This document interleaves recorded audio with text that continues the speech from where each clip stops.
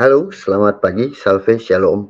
Ya, untuk kesempatan kali ini saya harus mengangkat sebuah video monolog membicarakan sesuatu hal yang kenapa AIV kebelakangan ini mengangkat tentang menanggapi tentang pernyataan-pernyataan yang selalu berkata kita diselamatkan hanya karena iman atau hanya oleh iman. Nah, dari beberapa video yang sudah ditampilkan oleh AIV mengenai hal ini, selalu saja ada orang-orang yang memenuhi kolom komentar dengan cara membela apa yang mereka yakini dan menentang apa yang saya tampilkan atau AIV tampilkan. Nah, sedikit mau menanggapi apa yang mereka tentang apa video-video yang telah ditampilkan oleh AIV ya. Dari mereka pertama ya, dari mereka selalu menggunakan ayat-ayat kitab suci yang diambil dari surat-surat Rasul Paulus.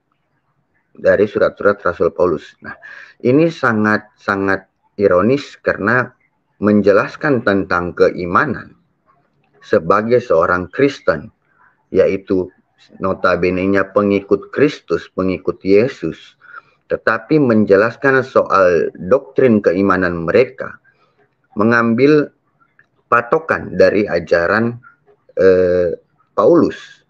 Bukan mengecilkan Paulus ya, bukan mengecilkan Paulus. Di dalam gereja Katolik, Paulus juga adalah rasul besar bersama-sama dengan Petrus di Roma. Tetapi apa yang diimani oleh gereja Katolik, yaitu memang benar berdasarkan dari pengajaran para rasul, tetapi inti sumbernya pastinya dari Yesus.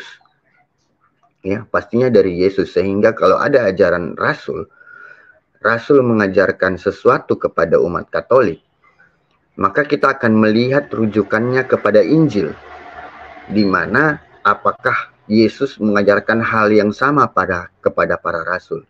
Dan kami pasti yakini bahwa apa yang diajarkan para rasul sejalan dengan apa yang diajarkan Yesus. Nah, kenapa menjadi suatu polemik saat mengatakan Rasul Paulus mengajarkan hanya karena iman kita diselamatkan. Sementara gereja Katolik melihat di dalam Injil tidak ada yang diajarkan oleh Yesus mengenai hal ini. Apakah Rasul Paulus bertentangan dengan ajaran Yesus? Saya yakin dan saya percaya, dan umat gereja Katolik seluruh dunia juga percaya, ajaran Paulus tidak mungkin melenceng dari ajaran Yesus. Karena saat itu Paulus juga pasti akan ditegur oleh para rasul kalau dia mengajarkan sesuatu yang melenceng dari ajaran Yesus. Jadi pastilah ajaran Paulus tidak akan melenceng dari ajaran Yesus. Nah, ini juga pasti akan dipakai oleh para kaum yang selalu berkomentar tentang pembelaan sola fide ini atau hanya karena iman ini. Bahwa benarlah, karena tidak melenceng, pastilah ajaran Paulus sesuai dengan ajaran Yesus. Nah, mari kita lihat di dalam Injil. Apakah ada ajaran Yesus yang mengatakan hanya karena beriman kepada Yesus, maka dia akan diselamatkan. Ya, itulah sebabnya kami selalu mau mengharapkan saat mereka membela tentang hanya karena iman, itu diambil dari Injil terlebih dahulu. Tunjukkanlah ayatnya di dalam Injil yang mengatakan hal tersebut. Baru kita mengambil tulisan-tulisan pendukung dari para rasul. Tetapi inti sumbernya adalah dari Injil. Nah, sekarang begini, kenapa gereja Katolik menentang tentang ajaran hanya karena iman? Ya, kenapa kami menentang ajaran hanya karena iman? Yang pertama-tama, di dalam yang saya jelaskan ya, di dalam kitab suci tidak ada ajaran tentang hanya karena iman kita diselamatkan. Dari kitab Kejadian sampai kitab Wahyu, tidak ada yang mengajarkan hal itu. Satu-satunya ayat yang mencantumkan hanya karena iman adalah Yakobus 2 ayat 24 seperti yang saya jelaskan. Dan itu tidak mengajarkan bahwa keselamatan datang hanya karena iman. Nah, di saat kita mengatakan hal seperti ini, mereka akan berbalik mencemooh kita sebagai orang Katolik yang katanya, kok orang Katolik menentang sola scriptura tetapi sekarang orang Katolik malah menanyakan ayatnya. Karena begini, ini bukan soal sola scriptura, ini tentang sola fide. Nah, berbicara tentang sola fide, kenapa kita harus menanyakan ayatnya? Karena kata hanya karena iman kita diselamatkan ini bermakna sangat besar, bermakna sangat krusial. Ya, kata hanya ini sangat-sangat krusial. Sangat-sangat krusial. Karena kenapa? Hanya berarti saja, ya, kita bisa berpikir dengan logika yang sehat. Kata hanya karena iman kita diselamatkan, itu kita akan menangkapnya seperti ini. Hanya karena iman kita diselamatkan, maka tidak perlu yang lainnya. Cukup dengan beriman saja kepada Tuhan Yesus kita diselamatkan. Cukup beriman saja dengan Yesus, kepada Yesus kita diselamatkan. Nah, ini adalah ajaran yang sesat, Bapak Ibu. Karena kenapa? Kita lihat komen-komen mereka ya. Mereka mengatakan ada sola gratia hanya karena kemurahan Tuhan. Hanya karena kemurahan Tuhan. Dan kalau mengacu pada hanya atau cuma, hanya dengan beriman saja kita diselamatkan, justru mereka menentang tentang sola gratia ini. Mereka menentang hanya karena kemurahan Allah ini. Artinya, soal keselamatan itu ditentukan oleh kasih karunia Allah. Oleh kasih karunia Allah. Apakah dengan beriman saja, cukup dengan beriman saja kita diselamatkan? Nah, ini sangat bertentangan dengan kata dengan kasih karunia Allah kita diselamatkan. Ini sangat bertentangan. Karena kenapa? Kita menjadi judge, menjadi hakim sebelum Tuhan Allah menentukan sesuatu. Kalau hanya karena kasih karunia Allah, artinya biarkanlah Allah yang menentukan kita diselamatkan atau tidak. Nah, tetapi kalau kita beranggapan seperti itu juga, nah kita akan harus melihat apa sih yang menunjang kita untuk diselamatkan. Bukan hanya beriman saja, Bapak Ibu. Bukan dengan hanya beriman saja kita diselamatkan, apalagi kalau dia memakai patokan orang yang disalibkan di sebelah Yesus. Itu sangat-sangatlah sesat kalau memakai bacaan itu untuk menjadi pendukung apa yang mereka statementkan bahwa hanya dengan beriman saja kita diselamatkan. Itu sangat-sangatlah sesat. Karena kenapa? Itu akan berpotensi mengajarkan orang-orang cukup dengan beriman tanpa harus berbuat sesuatu, kita diselamatkan. Maka orang-orang Kristen akan saat terpengaruh dengan kata-kata hanya ini, mereka akan menjadi orang Kristen yang pasif. Mereka hanya akan menjadi orang Kristen yang cukup beriman saja, tidak perlu melakukan sesuatu, kita tetap diselamatkan. Ya, maka kata hanya ini tidak boleh disematkan. Karena mereka sendiri juga sebagai bentuk pembelaan mereka adalah dengan beriman kita akan menghasilkan perbuatan-perbuatan baik yang berasal dari Roh Kudus. Nah, mereka sendiri mengakui bahwa dengan beriman kita harus berbuah dengan perbuatan. Tetapi kenapa harus disematkan kata hanya di situ? Kalau beranggapan seperti itu, kenapa harus disematkan kata hanya? Karena bagi orang yang awam, bagi orang yang baru mengenal kekristenan, atau orang yang hanya suam-suam kuku, mendengar kata hanya karena iman, mereka jadi pasif. Mereka tidak akan berbuat apa-apa lagi. Kalaupun mereka berbuat apa-apa, itu karena dorongan Roh Kudus, itu anggapannya. Tidak ada free will di situ untuk mencoba melakukan sesuatu untuk demi kebesaran nama Tuhan di atas. Nama Tuhan di atas. Nama di atas segala nama. Tidak ada dorongan, kemauan, free will kehendak bebas dari manusia itu untuk melakukan sesuatu untuk demi kemuliaan Tuhan. Hanya berharap atas dorongan Roh Kudus saja. Hanya berharap atas dorongan Roh Kudus saja. Sehingga kalau kita beranggapan seperti itu saat orang pasif, kita menanyakan, kenapa kamu hanya diam saja? Kenapa kamu tidak berbuat sesuatu untuk kebesaran nama Tuhan? Dia berkata, ya Roh Kudus belum membimbing saya. Dan apakah itu benar? Tentu saja tidak. Tentu saja tidak. Ajaran kekristenan tidak mengajarkan orang seperti itu, yang hanya berharap saja. Tetapi ada free will. Ajaran Kristen itu mengajak. Mengapa rasul-rasul dengan gotolnya harus mewartakan Injil? Supaya mendorong kemauan seseorang untuk membesarkan nama di atas segala nama dengan perbuatan-perbuatannya, yaitu perbuatan kasih.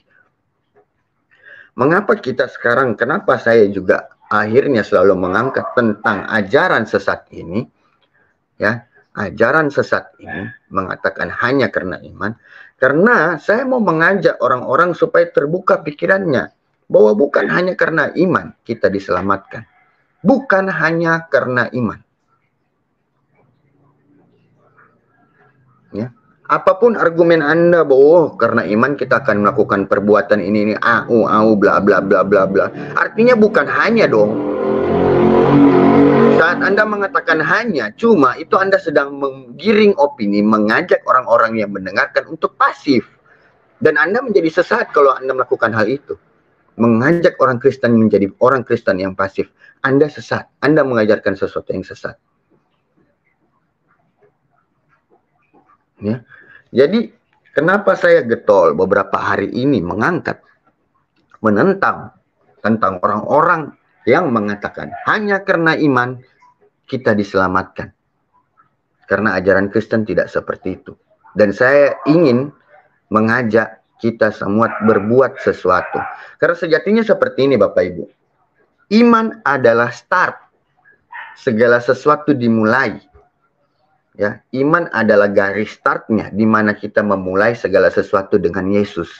Saat kita mengimani, percaya kepada Yesus, maka kita dibaptis, dan itulah startnya. Itulah startnya. Tetapi bagaimana dengan finishnya? Pertanyaan besarnya, bagaimana dengan finishnya? Bagaimana Anda dikatakan seorang pemenang kalau Anda tidak pernah menyentuh garis finish? Bagaimana kita dikatakan orang Kristen sebagai pemenang kalau kita tidak pernah menyentuh garis finish? Dan apa yang terjadi di garis finish? Bagaimana kita bisa sampai di garis finish? Ya. Dan apa yang terjadi? Bagaimana kita diakui kita sudah melewati garis finish? Seperti apa? Nah, itu jelas di dalam Matius 25. Ayatnya yang ke-31 sampai 46. Inilah maksud saya. Kalau Anda mau mendukung apa yang menjadi doktrin dalam pikiran Anda, dalam gereja Anda, dalam keimanan Anda, awal mula angkatlah Injil sebagai pendukungnya. Angkatlah Injil. Karena itu adalah perkataan Yesus sendiri. Jangan mengecilkan perkataan Yesus lalu membesarkan perkataan Paulus. Itu menjadi salah. Itu menjadi salah. Nah, mari kita lihat perkataan Yesus sendiri. Bagaimana orang supaya bisa melewati garis finish itu?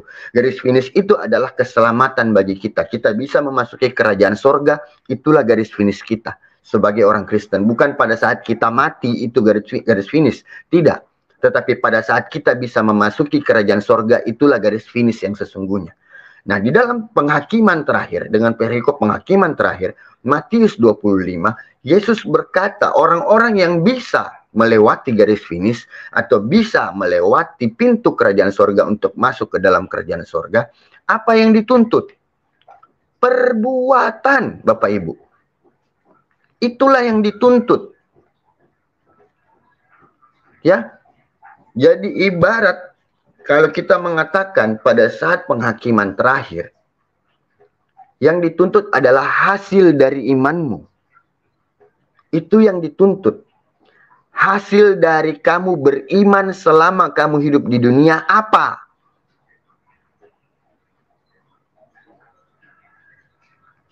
Nah, sekarang kalau kita bilang perbuatan itu adalah dorongan dari Roh Kudus, hasil dari Roh Kudus, kenapa mesti dipertanyakan pada saat penghakiman terakhir?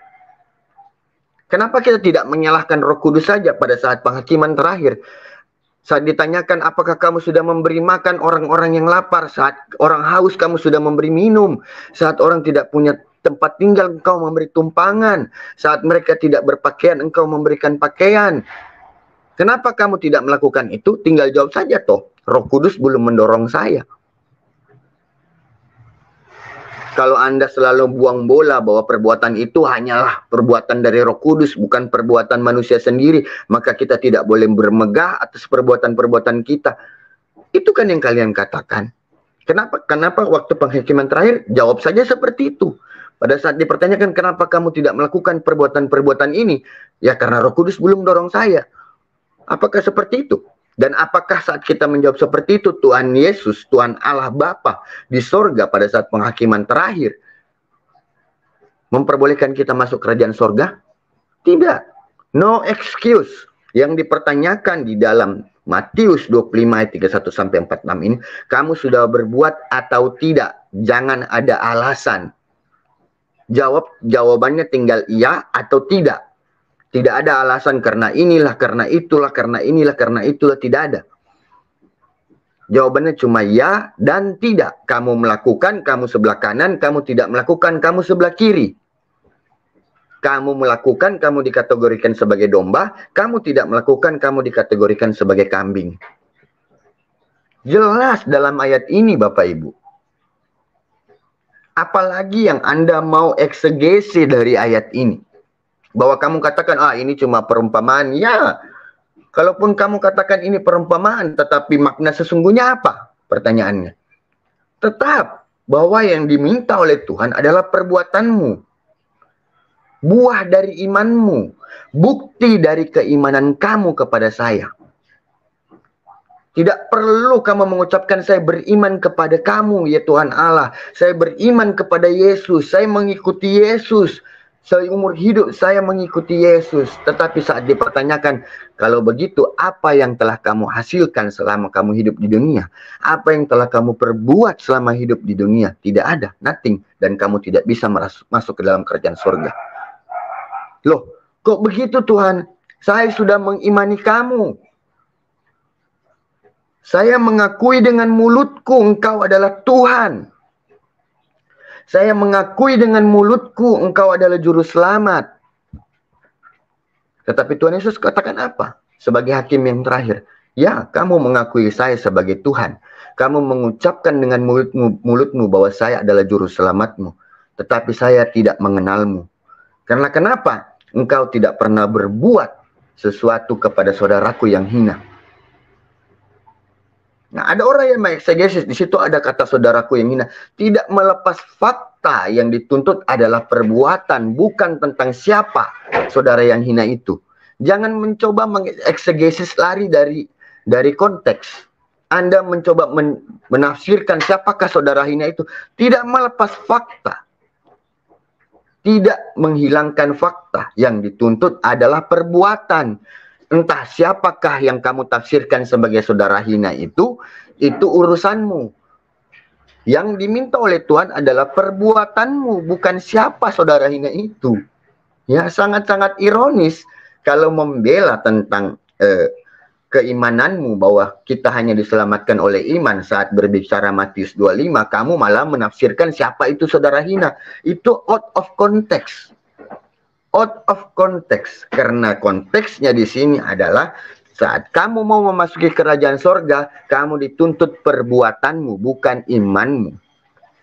Maka orang-orang yang tadi mempertanyakan, Tuhan, saya sudah menyebutmu sebagai Tuhan dengan mulutku. Saya sudah menyebutmu sebagai juru selamat dengan mulutku. Bahkan dengan hatiku saya mengakui engkau adalah Tuhan. Dengan hatiku aku mengakui engkau adalah juru selamat. Apa bedanya Bapak Ibu yang mengakui Yesus sebagai Tuhan, yang mengakui Yesus sebagai juru selamat, saat Anda mempertanyakan hal itu kepada Tuhan, kenapa saya tidak bisa masuk kerajaan surga? Dan inilah ayatnya. di mana di ayat 21, bukan setiap orang yang berseru kepadaku. Kepadaku, kunya ini siapa? Tuhan Yesus, karena di sini di konteksnya Tuhan Yesus yang berkata. Bukan setiap orang yang berseru kepadaku, Tuhan, Tuhan. Inilah yang dimaksudkan keimanan oleh kalian yang hanya mengucapkan Tuhan Yesus sebagai Tuhan, mengucapkan Tuhan Yesus sebagai juru selamat. Anda pasti diselamatkan. Inilah penjelasannya kenapa saya mengangkat ayat ini sebelumnya. Ya, bahwa bukan setiap orang yang mengimani hanya dengan kata-kata, hanya mengimani dengan mulut, hanya mengimani saja dengan hati, tanpa melakukan perbuatan. Anda seperti orang yang dikatakan oleh Tuhan Yesus ini. Bukan orang yang berseru kepadaku Tuhan, Tuhan, akan masuk ke dalam kerajaan sorga. Melainkan dia yang melakukan kehendak Bapakku yang di sorga. Melakukan kehendak adalah dituntut adanya perbuatan, Bapak Ibu. Nah, perbuatan seperti apa yang dituntut supaya Anda bisa masuk ke dalam kerajaan sorga? Kembali lagi kepada penghakiman terakhir. Inilah perbuatan-perbuatan yang dituntut kepada Anda supaya Anda bisa masuk kerajaan sorga. Ini makanya di dalam gereja Katolik, iman dan perbuatan tidak bisa dipisah. Karena iman ibarat start, perbuatan adalah finish. Tidak ada gunanya Anda berdiam diri di garis start, Bapak Ibu. Hanya dengan beriman saja Anda berdiam diri di garis start. Tidak kemana-mana. Anda tidak akan bisa sampai di garis finish kalau Anda tidak berbuat sesuatu. Kalau Anda tidak berbuat apa yang diminta dalam penghakiman terakhir ini, Anda tidak akan mungkin sampai di garis finish. Tidak akan mungkin.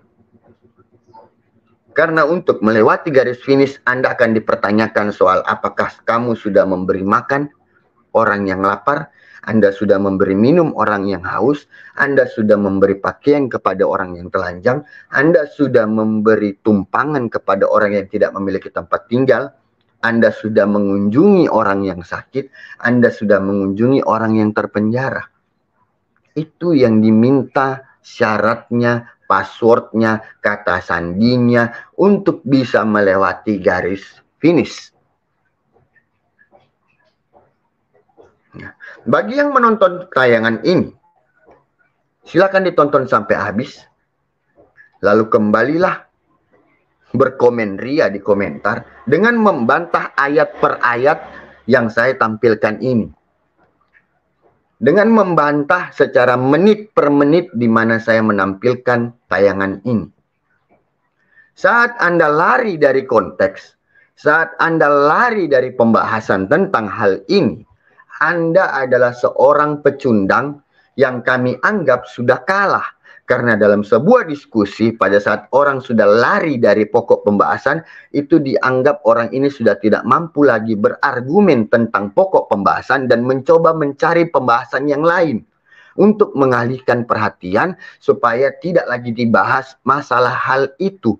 Karena sesungguhnya dia sudah tidak mampu lagi beradu argumen dalam hal itu, maka dia mengangkat tema yang lain.